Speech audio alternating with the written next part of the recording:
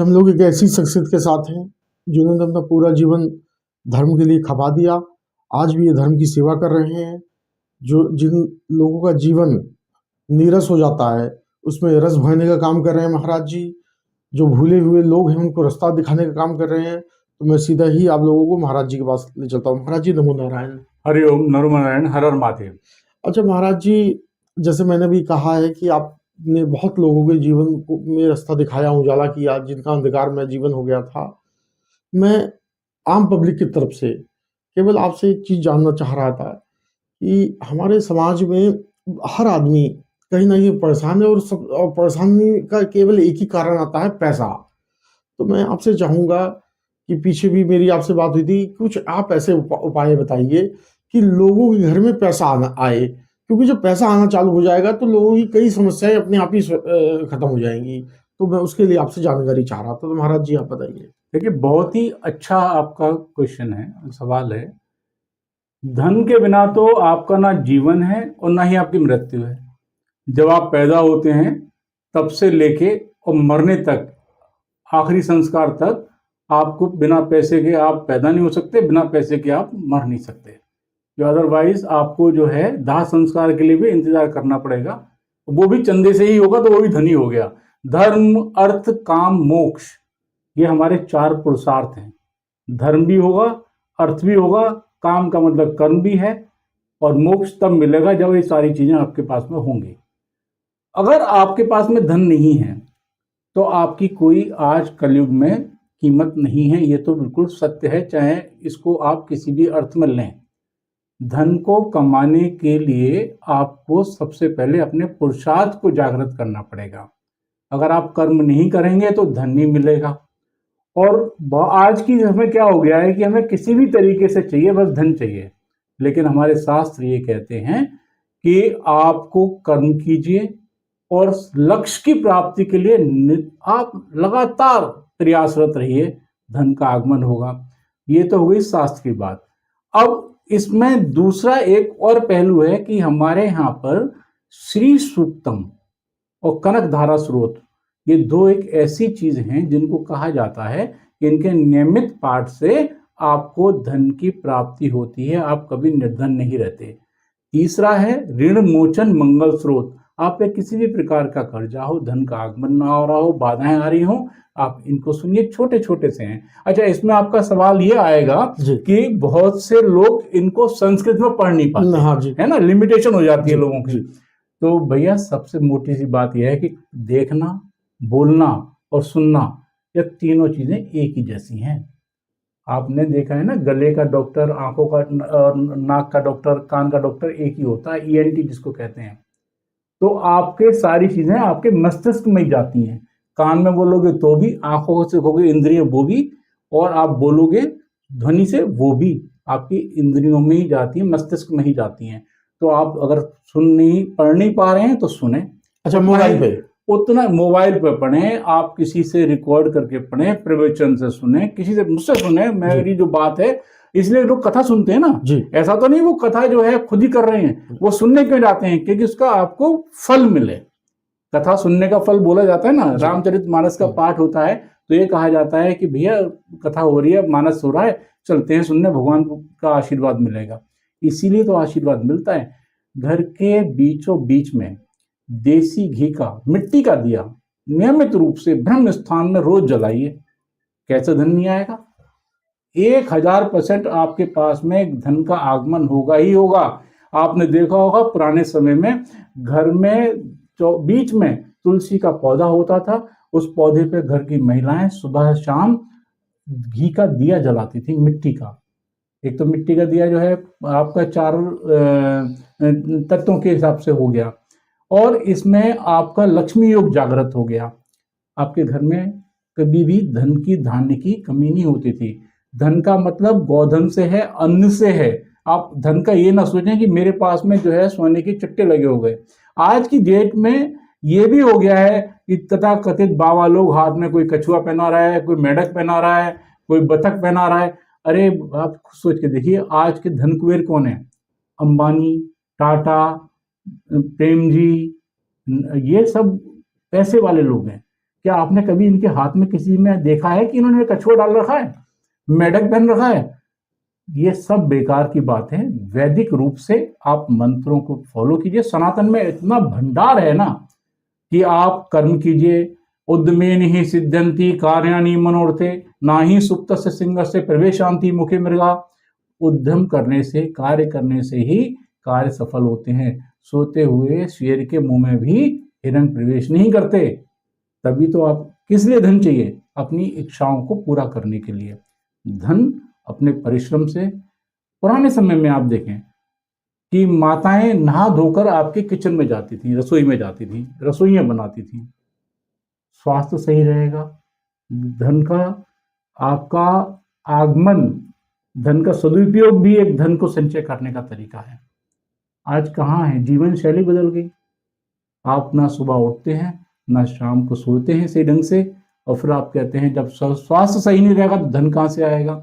सुबह ही सुबह हमारे कितना अच्छा वैदिक मंत्र है प्रातः स्मरण का कि कराग्रे वस्ते लक्ष्मी, कर मध्य सरस्वती, करमुलित गोविंदा, प्रभाते कर दर्शनम, समुद्र वसने देवी, पर्वत स्तन मंडले, विष्णु पत्नी नमस्तुभ्यम, पादश प्रसम क्षमस्व में। कभी धन की कमी रह ही नहीं सकती। सुनिए, आप देखिए कि देवताओं को भी प्रयास करना पड़ा था 14 रत्नों को निकालने के लिए। अगर वो नहीं मथते समुद्र को तो उनको कहाँ कुबेर मिलते, कहाँ धन मिलता, कहाँ लक्ष्मी जी आती। महाराज जी, ऐसा कोई उपाय, एक ब्रह्मास्त्र ऐसा बता दीजिए जो आम आदमी आराम से कर ले जाए, बहुत छोटा सा कोई उपाय, क्योंकि मैं जानता हूँ आपके पास जो है भंडार है उपायों का। तो कोई उपाय आप कहीं से ऐसा ला दीजिए या ऐसा बता दीजिए जो लोगों को एकदम आराम से कर ले जाए। देखिए, इसमें 2-3 चीजें बताऊंगा। सबसे पहले पहली रोटी गाय की और आखिरी रोटी स्वान की। एक तो ये नियमित रूप से रसोई में जाएं, नहा के जाएं, रात को झूठे बर्तन ना रखें, वास्तु दोष भी आपके दूर होंगे। दूसरा, जैसे मैंने आपको कहा कि देसी घी का दिया प्रज्वलित करके अपने घर के बीच में, जब सूर्य छिप रहा हो, चंद्रमा निकल रहा हो, उस समय अपने घर के बीच भी रोज जलाएं, उसको लांगे नहीं। अब ये नहीं कि रोज ही दिया आप बदल रहे हैं, उसी को करें। तीसरा, घर में श्री सूक्तम और कनक धारा स्रोत नियमित रूप से सुने। अगर आपको इसमें भी परेशानी है तो विष्णु सहस्त्रनाम रोज सुनिए। आप देखिए आपकी विपदाएं और कैसे दूर होती हैं, धन का आगमन कैसे नहीं होता। शास्त्र लिखी बातें कभी गलत नहीं होती। ये मेरी बात अमिट है और कभी असत्य नहीं होगी। अच्छा महाराज जी, अभी एक यात्रा चली थी हिंदू धर्म को लेके, भारत को हिंदू राष्ट्र बनाने के लिए। तो हिंदू राष्ट्र पे आपका क्या कहना है? देखिए, बहुत ही अच्छा ये दूसरा प्रश्न है। हम वैसे ही हिंदू राष्ट्र हैं। हमारा देश, हम हिंदू राष्ट्र क्यों कहते हैं? हम कहते हैं हम हिंदू आर्यव्रत बनाएंगे। हम पूरे एशिया में छाए हुए थे। 7 द्वीप हैं, 7 द्वीपों में हमारा जो है शासन था। आपने अश्वमेध यज्ञ, चक्रवर्ती सम्राट, ये सारी चीजें पढ़ी भी होंगी, सुनी भी होंगी। तो ऐसा नहीं था वो कश्मीर से कन्याकुमारी तक जो है घोड़ा दौड़ा दिया और जीत गए। अखंड भारत था। और हिंदू सबसे पुरानी सभ्यता है। लोग इसको कहेंगे हिंदू वर्ड नहीं था, हिंदू शब्द नहीं था। ऋग्वेद में भी है, हर जगह संहिता में हिंदू शब्द आया है, हिंदुस्तान शब्द आया है। अब हिंदू राष्ट्र के लिए जो प्रयास होने चाहिए उस तरीके से प्रयास नहीं हो रहे हैं। हिंदुओं की जनसंख्या कम हो रही है। हमारे देश में हिंदुओं पर ही सारे के सारे अंकुश लगाए गए हैं। आप खुद देखिए कि जितने भी आपके, अभी सरकार ने नसबंदी का प्रोग्राम बोला है कि जो नसबंदी कराएगा उसको सम्मानित करेंगे। अरे एक घी के डिब्बे में और एक सर्टिफिकेट में आप उनकी जनसंख्या खत्म कर रहे हैं। ये क्या हिंदुओं के लिए ही क्यों है? आप ये कह रहे हैं कि हिंदू राष्ट्र का नारा देके आप दूसरे मुस्लिम राष्ट्र को या ईसाई राष्ट्र को या उनको बनाना चाहते हैं। हम जब कम होते चले जाएंगे तो हमारा कहाँ अस्तित्व रह जाएगा?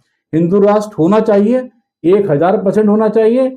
और हिंदू राष्ट्र के लिए दूसरे धर्मों पर, मजहब पर, पंथों पर भी नसबंदी के कार्यक्रम उतने ही शक्ति से लागू करने चाहिए कि जितने हमारे, क्या सारा संविधान हिंदुओं के लिए ही है?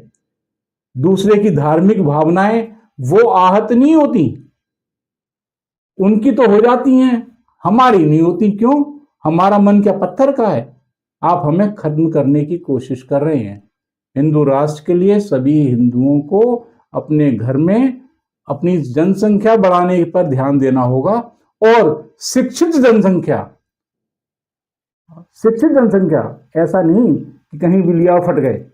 हिंदू राष्ट्र इस देश में बने, इस देश को हिंदू राष्ट्र घोषित करें। इससे पहले आप अपने दिमाग को इस तरीके से परिपक्व कर लें कि हम हैं ही, ये जमीन ही हमारी है, यहाँ हमारे अलावा किसी दूसरे की कल्पना नहीं की जा सकती।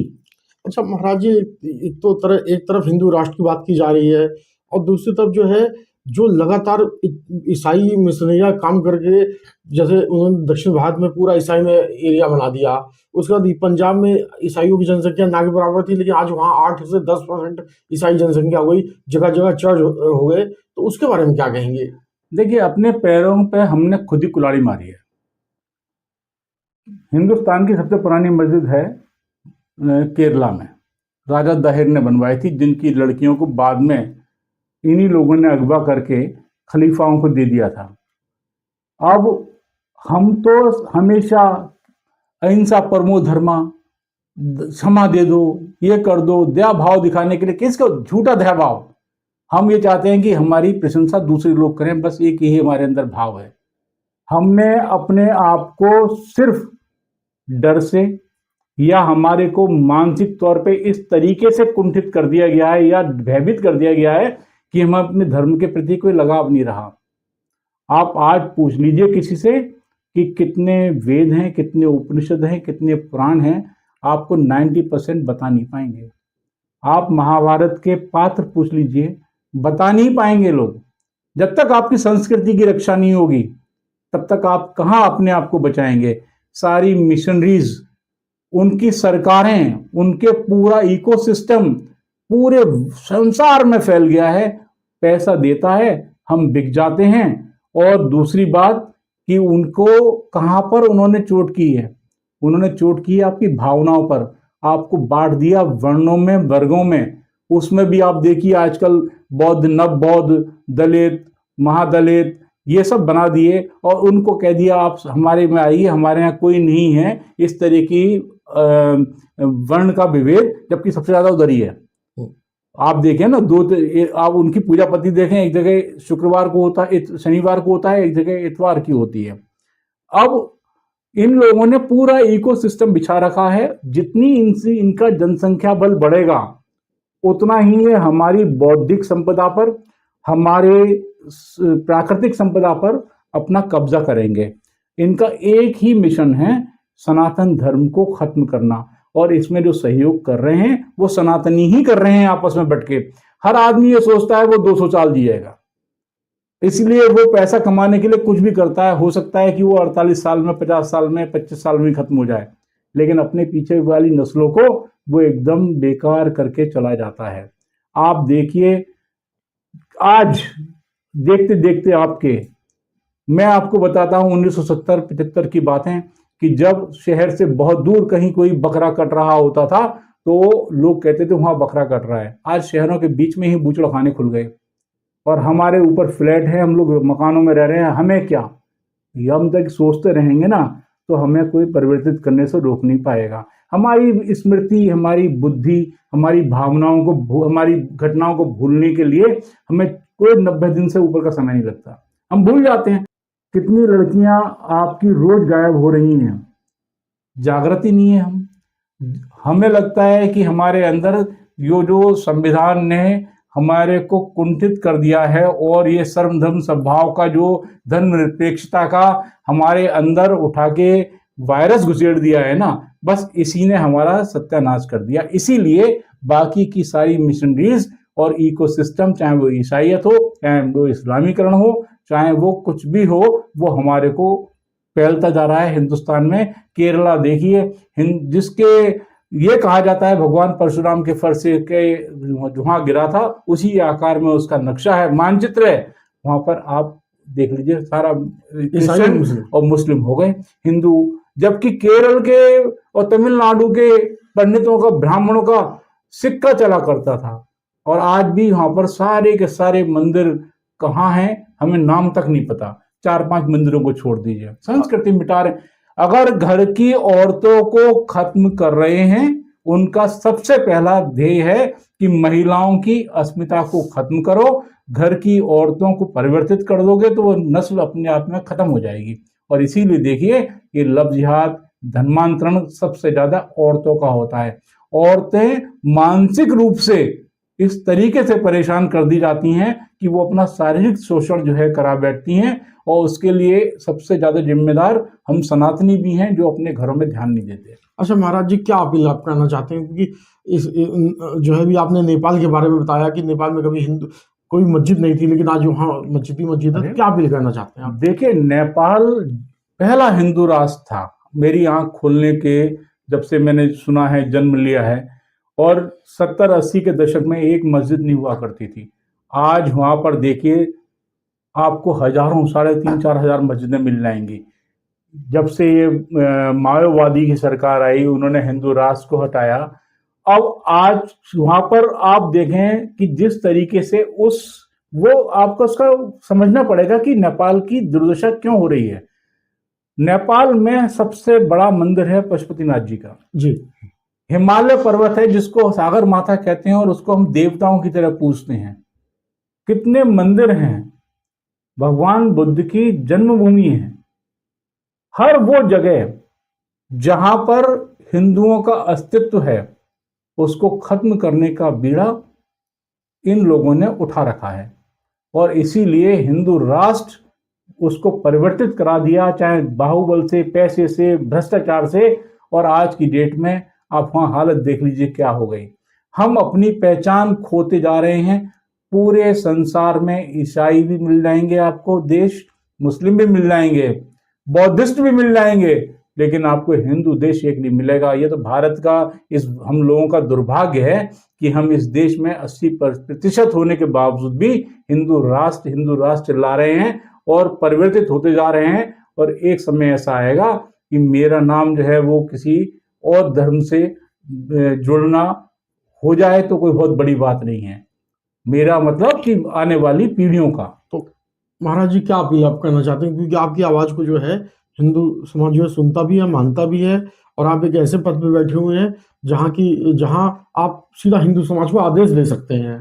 देखिए, सबसे पहले तो इस देश में गुरुकुल पद्धति को, वैदिक पद्धति को आपको सुचारू करना पड़ेगा। जब तक आप अपनी संस्कृति को, अपनी सभ्यता को नहीं पहचानेंगे तब तक जो है आगे नहीं बढ़ सकते। दूसरा, धर्मांतरण को कानूनी तौर पर बिल्कुल ही बंद कर देना चाहिए। आप ये क्या मतलब हुआ कि आप जो है वयस्क हैं तो आप अपना धर्म परिवर्तन कर सकते हैं? इसमें उतना दोषी न्यायालय भी है जो हमारी भावनाओं को, हमारे धार्मिक चीजों में हस्तक्षेप करता है। हमारे में ही क्यों करता है? क्योंकि हम कभी सर से जुदा नहीं करते तन। हम हाथ जोड़ के कहते हैं जी गलती हो गई, चलो माफ कर दो। हमारे को खिलवाड़ सुनियोजित तरीके से किया जा रहा है। अरे और तो छोड़िए, संविधान की मूल प्रति में भगवान राम के चित्र थे, हर अध्याय में चित्र हुआ करते थे भगवान के। कहाँ गए? जब आपने अपना संविधान ही नहीं सुचारू रूप से वो रखा जिसमें हिंदुओं की गौरवान्वित करने की कला वो थी, प्रतिष्ठा थी, तो बाकी के आप किससे उम्मीद करते हैं? आप समानता का अधिकार इस देश में देते हैं और समान है ही नहीं। कहाँ समान है? किसी को आरक्षण है, किसी को धार्मिक आधार पे। अरे और छोड़िए, इस्लामिक स्टडीज को आप यूपीएससी वगैरह में परीक्षाओं में जो है मानते हैं, क्या आप वैदिक पद्धति को, वैदिक शिक्षाओं को उसमें क्यों नहीं मान्यता देते? कभी आपने देखा है? आप खुद इसको देखिए, कोई हाफिज है, आलिम है, उसको मौलवी है, इमाम है, उसको तो सैलरी मिल जाती है। किसी भी छोटी सी मस्जिद में बैठ जाएगा, रजिस्ट्रेशन करा लेगा। मंदिर के पंडित को कभी सोचा है? कभी नहीं सोचा, कोई आवाज ही नहीं उठाता।